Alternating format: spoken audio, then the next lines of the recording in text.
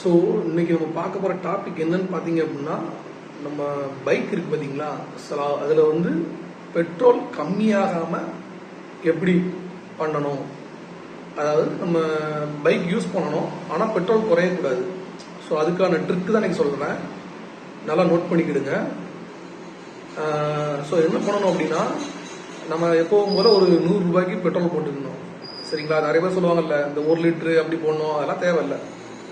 100 ரூபாய் பெட்ரோல் போடுங்க, கொஞ்சம் தூரம் போங்க, வண்டி ஓட்டுங்க.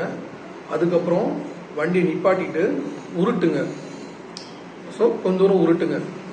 ஒரு 1 கிலோமீட்டர் வண்டி நீங்கள் ஓட்டுறீங்க அப்படின்னா, ஒரு 1/2 கிலோமீட்டர் வண்டியை நிப்பாட்டிட்டு ஆஃப் பண்ணிட்டு உருட்டுங்க. ஸோ இப்படி நீங்கள் ரெகுலராக ப்ராக்டிஸ் பண்ணும்போது உங்கள் வண்டியோட பெட்ரோல் அளவு வந்து ரொம்ப குறையாது. இது பெஸ்ட் ரெமிடி. ட்ரை பண்ணி பாருங்கள், கண்டிப்பாக யூஸ்ஃபுல்லாக இருக்கும். தேங்க்யூ.